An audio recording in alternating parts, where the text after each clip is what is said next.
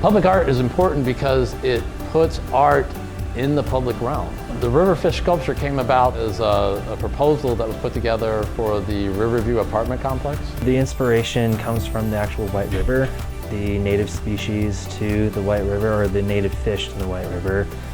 We're representing 4 of those species. It's along White River, there's sidewalks all over there, and so now they'll be able to engage this artwork in a way that they couldn't if it were sitting here in a gallery. We're taking, the sculpture we have here in a way and extending it beyond this campus. UIndy is making public sculpture. We are making and we are doing fantastic things here, but I think having the physical thing present as people walk by, run by, drive by, that they'll be able to see the physical evidence there in space.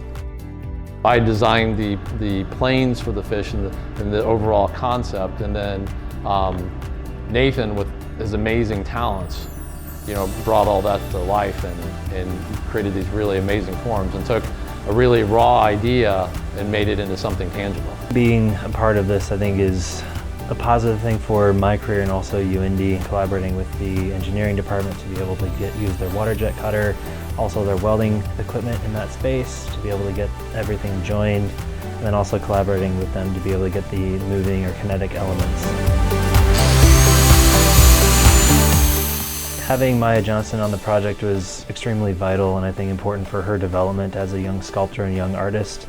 Having this experience and exposure to understanding what it takes to be able to go from raw material to actual physical installation, it's a very daunting and physical task. I've learned quite a bit that I didn't know before, and it's really cool. So I've learned another form of welding called TIG welding, and then just little things here and there that kind of helped problem solve certain things that will become really important to me in my own future endeavors. My biggest part in the project was doing the textures on the fish. So that involved taking a grinder, putting a metal grinding disc on that, and just creating different textures. And then I went back after he welded all the pieces together to kind of cover up those welds and the heat marks. It is my pleasure to invite Maya Johnson, who is studying sculpture. It was really fantastic, honestly.